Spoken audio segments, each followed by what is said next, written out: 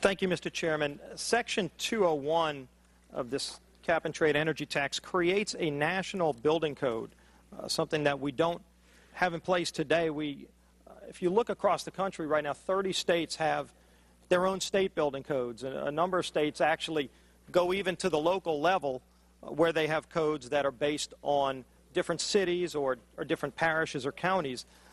Just to use Louisiana for an example, right after Hurricane Katrina, our legislature passed a statewide building code. We didn't have one before. We created a statewide building code, and we took into account in our code the various segmented differences between regions of our state. In fact, the code is different in South Louisiana, where our main threats are hurricanes and flooding, much different than they are in the northern part of the state of Louisiana, where tornadoes are a bigger threat. And so if you look at the fact that 30 states have these types of statewide codes, this bill in Section 201 creates a federal code that would throw out all of those state building codes that have been worked on for years in many cases. We worked on ours for months just for our state's code. Here, with really no debate, we're creating a federal code that trumps all of the state's codes, in some cases would actually lower the standards that states have for building. And if you go back to why we have building codes and why states have done this, the purpose typically is to protect safety and health. Safety and health have always been the main driving factors behind a building code. What this bill does in Section 201, it's literally taking global warming and using global warming to trump safety and health. Because now, if I'm in South Louisiana and I want to rebuild after hurricane damage, which, by the way, we had 120,000 homes in Louisiana that had more than 50% damage due to Hurricane Katrina. Under this bill in Section 201, when people are rebuilding those 120,000 homes, they would have to follow the federal building code, and in many cases that would mean they can't use the same types of strength that they might want to use in their windows. They might want to use stronger windows because they don't want the storm to blow out their windows. But under this bill, a federal standard could actually say that their windows are out of the federal code. And then what does that mean? Well, let's go to the bill and look at the penalties, because they're actually civil penalties.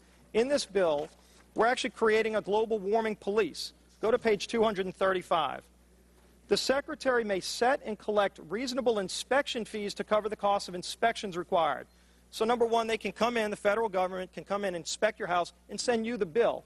And if they find that you're out of compliance with this new federal code, the Secretary shall assess a civil penalty for violations of this section.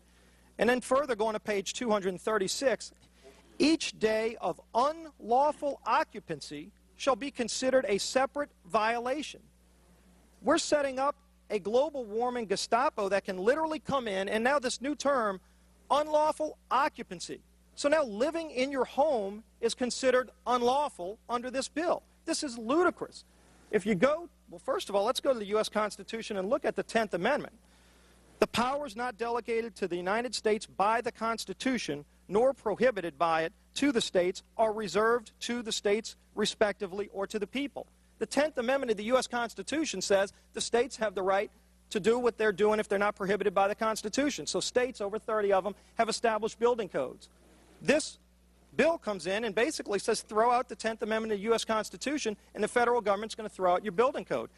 I'd like to submit the U.S. Constitution into the record, if I can, by unanimous consent, so that it can be reviewed, because I think we also need to go to another section that talks about unlawful occupancy. The only part of the Constitution that talks about unlawful occupancy of your home says in Amendment 3, no soldier shall in time of peace be quartered in any house.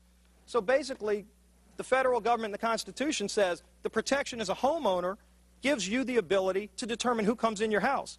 Here we're saying each day of unlawful occupancy shall be considered a separate violation, and you will be subject to federal civil fines. That's what this bill does. That's what Section 201 does. And other people have looked at this. You've got a number of groups that have come out in strong opposition to Section 201 and support my amendment.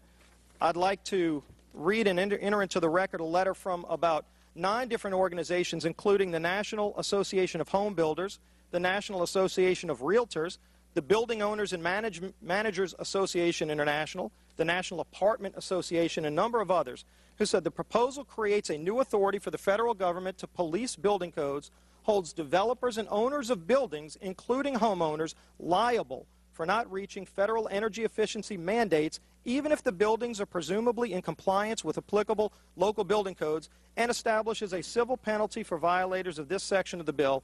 This measure would have a chilling effect on development and property transfer across the spectrum of real properties. Now, we're in a housing slump right now. Why would we want to be passing legislation that creates a federal building code with civil penalties and tells people who live in their houses that they're unlawfully occupying that house if they don't meet this new federal building code when they're in compliance with their own state's federal building code? This is ludicrous. I'll enter these letters into the record, including this letter from the National Association of Home Builders, which goes even further and talks about some of the legal problems with this and also the shortfalls, how this would adversely affect homeowners in this country who would be subject to this global warming police that would be created to come in and drag you out of your house and fine you civilly in federal court because maybe you wanted to protect your family at a higher level in the federal government. Does the gentleman yield back to balance? The gentleman's time has expired. The chair recognizes the gentleman from Utah, Mr. Mathis. Thanks, Mr. Chairman. I move to strike. Last word. The gentleman is recognized for that purpose. I think when we look at Section 201, there are certain aspects of that section that do warrant some change, and I will be offering an amendment to address those issues. Because I believe that the federal cause of action is a concern. But throwing out the whole section doesn't make sense to me, and that's what this amendment would do.